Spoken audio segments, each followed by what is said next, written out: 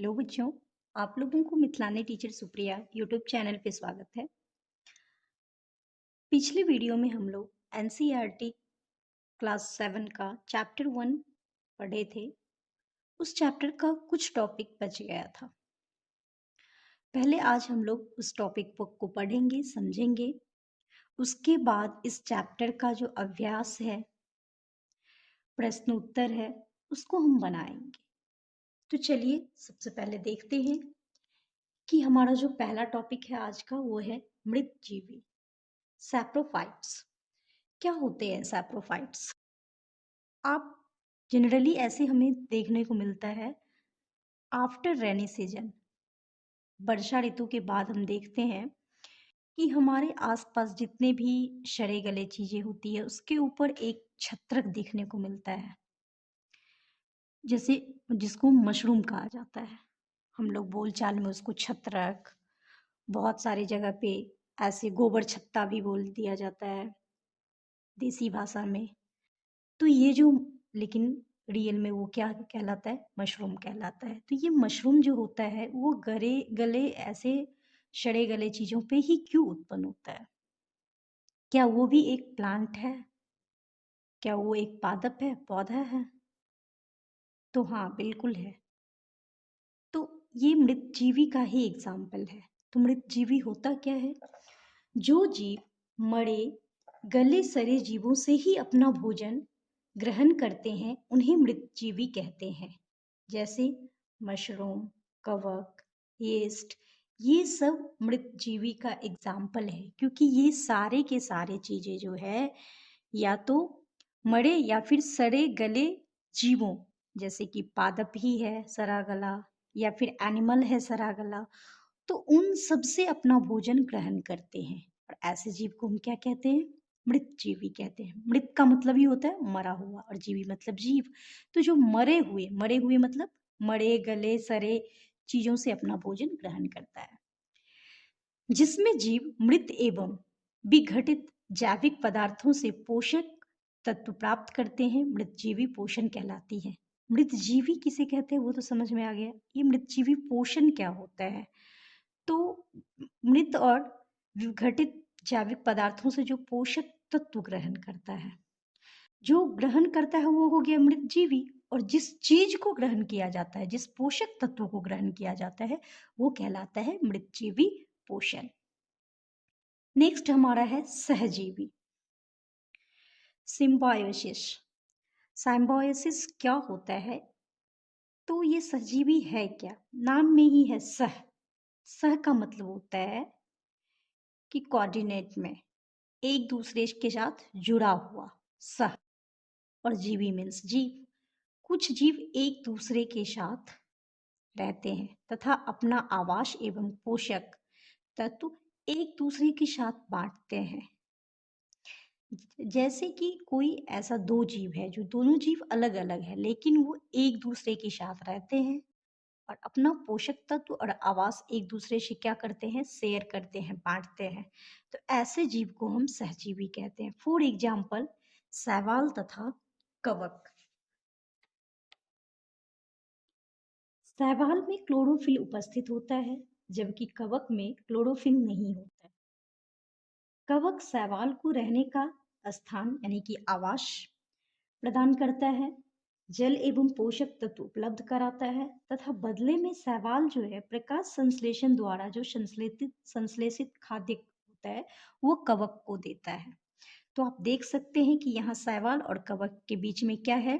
तो पोषक तत्व और आवास की आदान प्रदान हो रही है एक दूसरे में। तो ये सहजीवी का एग्जाम्पल है।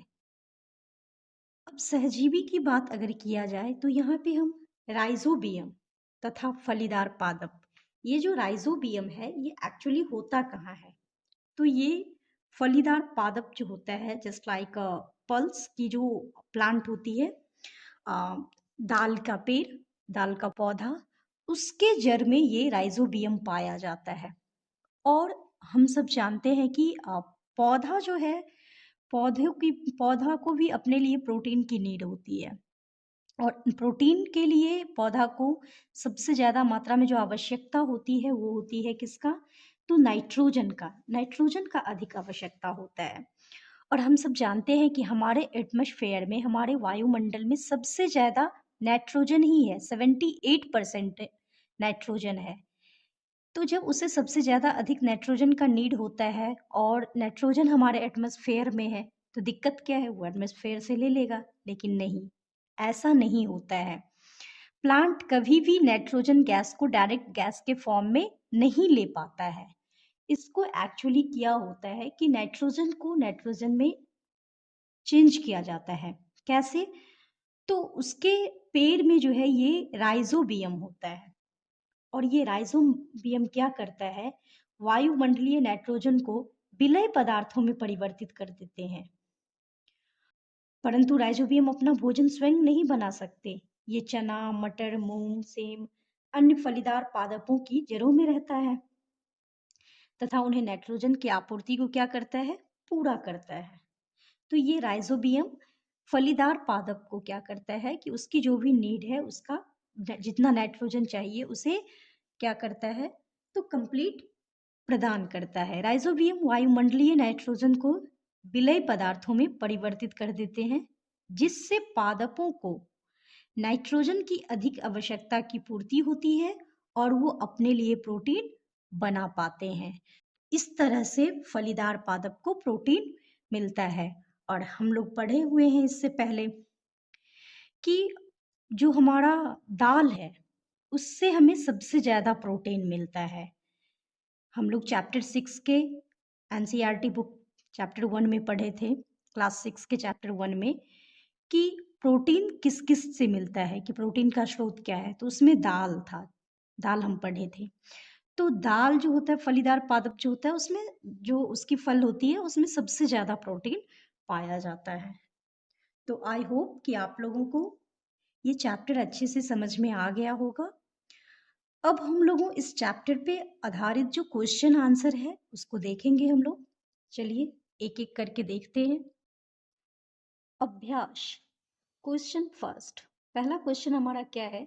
जीवों को खाद्य की आवश्यकता क्यों होती है? तो जीवों को खाद्य पदार्थ की आवश्यकता क्यों होती है? सिंपली आपको और हमको खाना की आवश्यकता क्यों होती है? हम लोग खाना क्यों खाते हैं? खाद्य पदार्थ यानी खाना। तो हम लोग क्यों खाते हैं? हमें क्यों नीड होता है? सिर्फ ये हम लोगों के लिए नहीं है, सभी जीव के लिए है कि जीवों को खाद्य की आवश्यकता क्यों होती है। तो जीवों को खाद्य की आवश्यकता अपनी वृद्धि एवं शरीर के रखरखाव के लिए तथा आवश्यक ऊर्जा प्राप्ति के लिए होती है। हम लोग इस चैप्टर में पढ़े हैं कि खाना का नीड हमें क्यों होता है? अपनी वृद्धि के लिए, अपने शरीर की रखरखाव सही से सुरक्षित रखने के लिए और ऊर्जा प्राप्त करने के लिए, क्योंकि कोई भी काम हम तभी कर पाते हैं जब हमारे अंदर ऊर्जा अवेलेबल हो। दूसरा क्वेश्चन है, परजीवी तथा मृतजीवी में अंतर स्पष्ट कीजिए। तो परजीवी पैरासाइट्स और मृतजीवी सैप्रोफाइट्स, इस दोनों में क्या डिफरेंस है? तो परजीवी क्या होता है? हम पढ़े हैं कि ऐसे पादप जो अन्य पादप से अपना भोजन ग्रहण करते हैं उन्हें परजीवी कहते हैं। फॉर एग्जाम्पल अमरवेल, ये जो अमरवेल होता है वो आम के पेड़ पे रहता है और आम के पेड़ से अपना भोजन ग्रहण करता है। तो ये है परजीवी, जो दूसरे पेड़ से अपना भोजन ग्रहण करता है। मृतजीवी, जो जीव मरे गले सड़े जीवों से ही अपना भोजन ग्रहण करते हैं उन्हें मृतजीवी कहते हैं, जैसे मशरूम, येस्ट।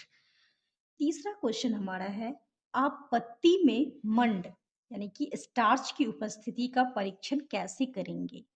तो इसको हम लोग देखते हैं, अच्छे से समझेंगे।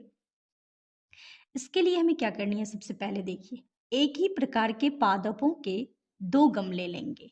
एक को अंधकार में 72 घंटों के लिए रखेंगे तथा दूसरे को सूर्य के प्रकाश में रखेंगे। अब देखिए, एक जैसा हमें पौधा लेना है, एक को अंधकार में 72 घंटे के लिए रख देना है, एक को सूर्य के प्रकाश में रखना है 72 घंटे के लिए। अब 72 घंटे तो कंटिन्यू सूर्य रहेगी नहीं, यानी कि 3 दिन की बात हो रही है।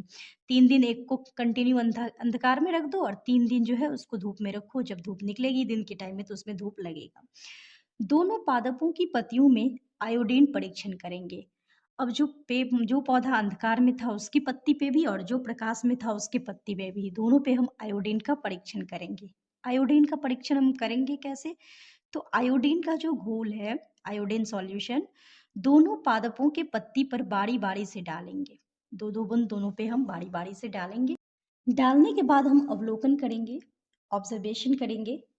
हमें देखने को मिलेगा कि जो पादप सूर्य के प्रकाश में था, उसका पत्ती का रंग नीला-काला रंग में परिवर्तित हो जाएगा, जो स्टार्च की उपस्थिति को दर्शाता है।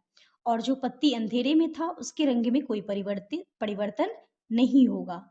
तो जैसे ही हमारा पत्ती नीला-काला में बदलता है, तो वो स्टार्च की उपस्थिति को शो करता है। क्वेश्चन नंबर 4 है, हरे पादपों में खाद्य संश्लेषण प्रक्रम का संक्षिप्त विवरण दीजिए। तो हरे पादपों में खाद्य संश्लेषण करने के प्रक्रम को प्रकाश संश्लेषण कहते हैं। इस प्रक्रम में पादप अपने जड़ के द्वारा मिट्टी से जल तथा लवण ग्रहण करते हैं और तना के द्वारा पत्तियों तक पहुंचाते हैं। वायुमंडल से कार्बन डाइऑक्साइड तथा सूर्य से सूर्य का प्रकाश ग्रहण कर क्लोरोफिल की उपस्थिति में अपना भोजन बनाते हैं। क्वेश्चन नंबर हमारा क्या है 5।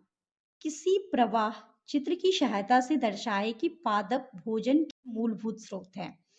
तो हमें ये शो करना है इस क्वेश्चन में एक पिक्चर के थ्रू कि हमारा जो पादप है, पौधा है, वही भोजन का मुख्य स्रोत है, मूलभूत स्रोत है। तो इसको हम कैसे दिखा सकते हैं?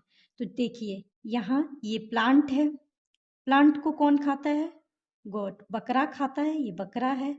और बकरा को कौन खाता है? ह्यूमन बीइंग खाता है, मनुष्य खाता है, ये मनुष्य है। अब आप देखिए, अगर पेड़ पौधा ना रहता तो क्या बकरा को खाना मिलता? नहीं मिलता। और जब इसको खाना नहीं मिलता तो क्या ये जीवित रहता? नहीं रहता। और क्या ये जीवित नहीं रहता तो क्या मनुष्य को बकरा मीट खाने का जो शौक है, क्या वो कंप्लीट होता? बिल्कुल नहीं होता। क्या वो मीट खा पाता? बिल्कुल नहीं खा पाता, उसको खाना नहीं मिलता। तो इस तरह से हम देख सकते हैं कि ह्यूमन जो है इनडायरेक्टली प्लांट पे डिपेंड है, बकरा जो है वो डायरेक्टली प्लांट पे डिपेंड है। तो सबको खाना किससे मिल रहा है? प्लांट से ही मिल रहा है। तो ये पिक्चर के थ्रू हम इस क्वेश्चन का आंसर शो करें। नेक्स्ट क्वेश्चन हमारा है क्वेश्चन नंबर 6, रिक्त स्थानों की पूर्ति कीजिए। तो चलिए हम क्वेश्चन पढ़ते हैं, देखते हैं क्या है रिक्त स्थान में। को है, क्योंकि हरे पादप अपना खाद्य स्वयं बनाते हैं इसलिए उन्हें ब्लैंक्स कहते हैं। तो हरे पादप अपना भोजन खुद बनाते हैं, इसलिए वो क्या कहलाते हैं? स्वपोषी कहलाते हैं। क्या कहलाते हैं? स्वपोषी कहलाते हैं। दूसरा क्वेश्चन है ख, पादपों द्वारा संश्लेषित खाद्य का भंडारण ब्लैंक्स के रूप में किया जाता है।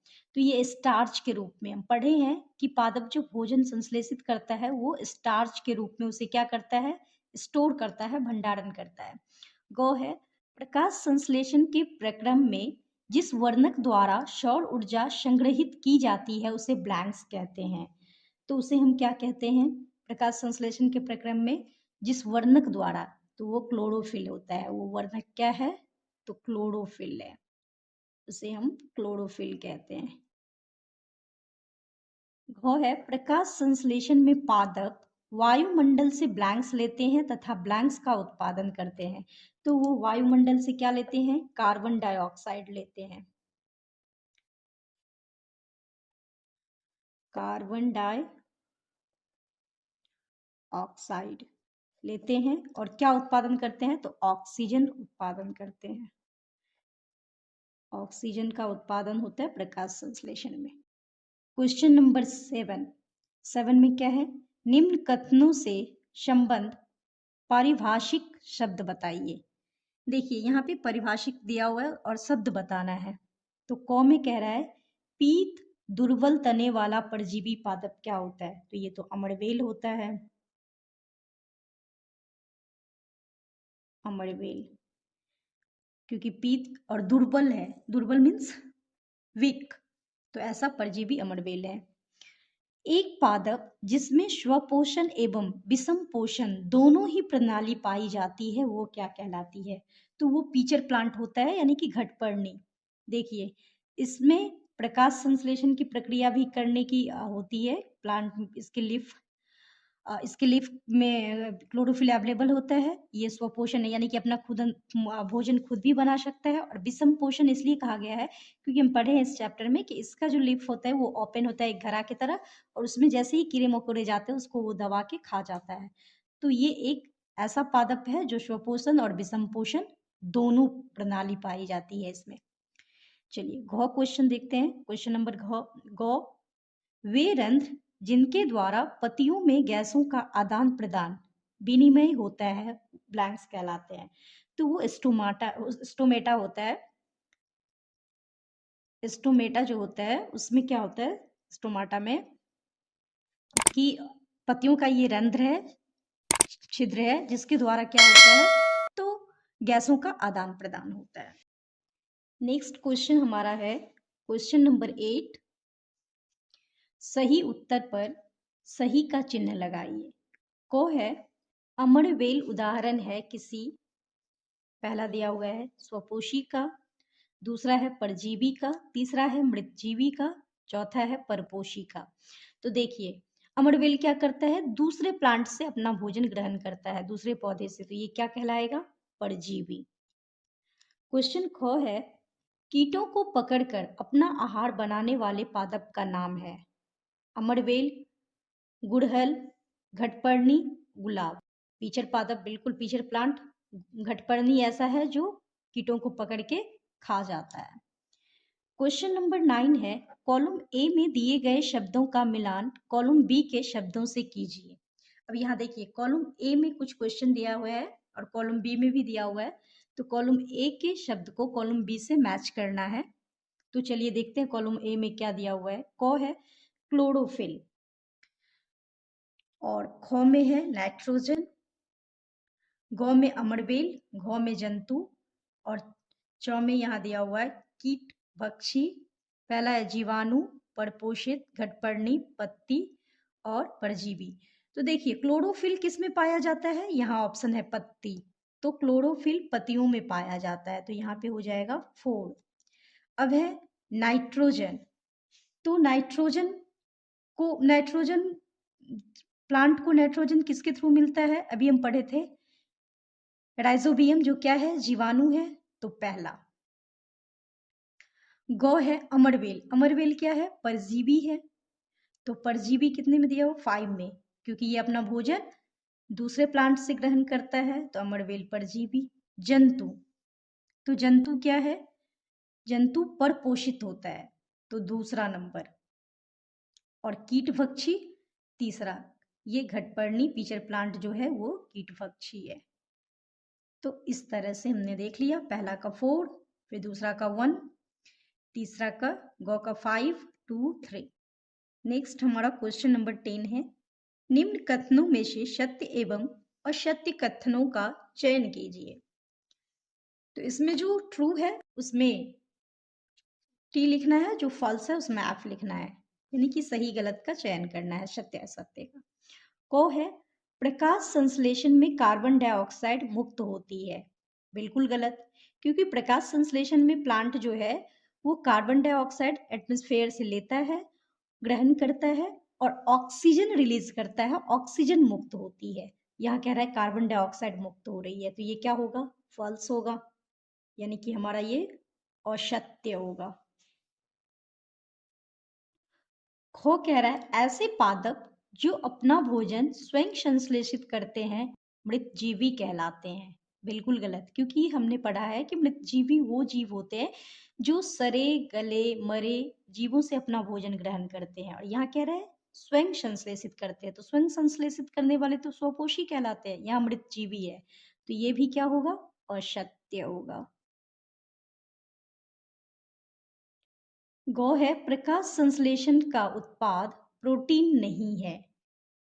तो क्या प्रकाश संश्लेषण का उत्पाद प्रोटीन है, बिल्कुल नहीं है। अभी जस्ट हम पढ़े हैं कि प्रकाश संश्लेषण से जो है कार्बन डाइऑक्साइड और ऑक्सीजन की कहानी होती है, उसे अपना भोजन मिलता है, लेकिन प्रोटीन की जहाँ तक बात है, ये राइजोबियम जो जीवाणु है वो नाइट्रोजन की आवश्यकता को पूरा करता है और क्या करता है, उसको प्रोटीन देता है। तो यहाँ पे कह रहा है प्रोटीन नहीं है उत्पाद, प्रकाश संश्लेषण से प्रोटीन की उत्पाद नहीं होती है, तो बिल्कुल सही है, क्योंकि ये जीवाणु के हेल्प से होती है।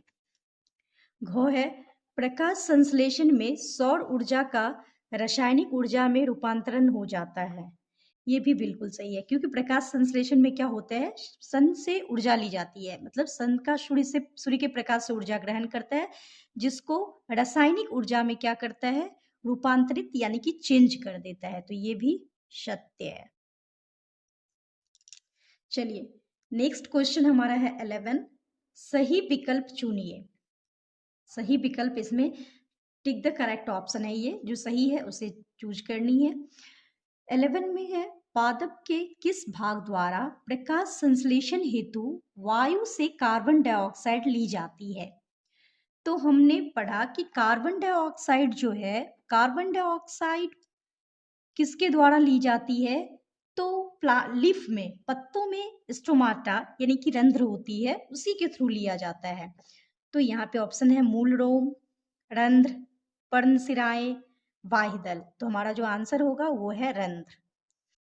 क्वेश्चन नंबर 12 है, वायुमंडल से मुख्यतः जिस भाग द्वारा पादप कार्बन डाइऑक्साइड प्राप्त करते हैं वह है जड़, तना, पुष्प, पत्तियां। तो अभी जस्ट बताए हैं कि पत्ती में वो स्टोमाटा होता है, रंध्र होता है, जिसके थ्रू कार्बन डाइऑक्साइड ग्रहण करते हैं।